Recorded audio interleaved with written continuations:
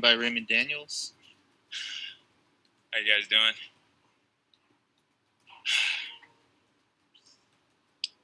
right, Raymond. Obviously, an unfortunate end to that contest just now. Can you just tell us how you're feeling after that?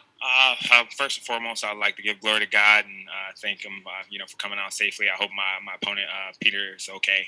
Obviously, I never mean to obviously hit anybody as far as any type of low blows or anytime even I do knock a person out or down or anything. I want them to be okay, so I hope that he is okay.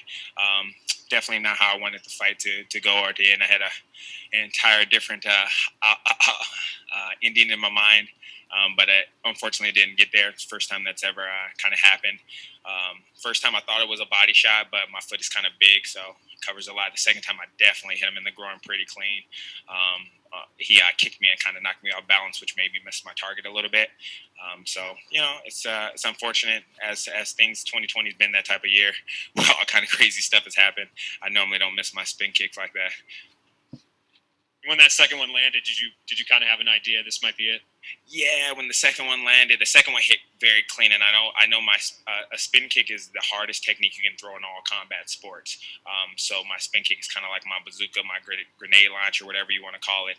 It can end things in an instant wherever it lands. Like I said, unfortunately, it landed in the wrong vicinity. And like I said, I hope he's okay. Like I said, I never really want to hurt my opponents in that way where they have to get carried off or anything like that. And talk to me about the psyche, right? So you land that once, and then the referee says, "Oh, you got to be careful with the kicks." As a fighter, do you keep that in mind? Hey, maybe I can't resort to the kicks. Obviously, you kicked him again, but talk about that challenge as a fighter. It is a little challenging. Like obviously, I caught him with the first one. I said the first one happened, and it's instinctual sometimes because it was a very kind of open technique. So my body, I fight in what I call like a flow state. So even though I think of these things while I'm training, but when I'm in there fighting, things will just flow out naturally. Without me even having to actually think about that technique. So that happened instantly. As a response because of the technique that he threw, which is the correct counter. It just landed the wrong spot. So I try to keep it out of my mind not to throw things because then that creates handicaps for myself. Last question for me. I know that just happened. It's all fresh, but I mean, are you trying to get back in there soon? Just kind of. I'm assuming you're not too banged up from that one. No, not at all. Not at all. I felt like I was really just getting warmed up. I felt like he came in and threw everything he had at me the first round. I was able to actually just show some of my basic, stuff that I know how to get off the ground, stuff that I know how to, move around and stuff like that. So, and I kind of felt he was really gassed in that second round. So I was about to really be allowed to open up a little bit more and be even a little more creative. But he did a really good job, and I'm looking forward to getting back in there. That wasn't the fight that I wanted to finish where I wanted to have an opportunity to go against Mr. Lima. But I think I need to show a little bit of better performance in order to be able to compete against somebody of his caliber, just to show everybody, to show the world, not only the world, even myself, that for that matter. But it was not the type of fight that I wanted, so I'm a little bit disappointed in the ending, just to be honest. Hey Raymond, so could you just talk about the kick? Was that something that you were training and planning for this fight, or was that a spur of the moment type of move that you went for?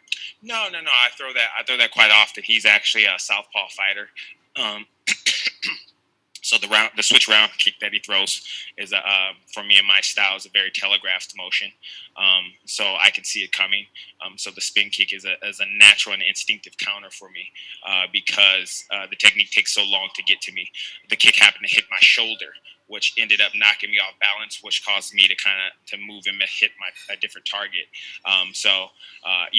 That those type of things happen, unfortunately, So even snipers tend to miss their target sometimes, if something kind of blows them off target a little bit. And I just want to also know is it seemed the first time that the low blow happened, you seemed to I thought I heard you say to look at the replay or something like that. Did you think it landed, or did you think that it was a legitimate shot to the to the abdominal area? Well, if you look, I have a size 12 foot, so if you cover 12 inches of your body, my foot covers a lot of space.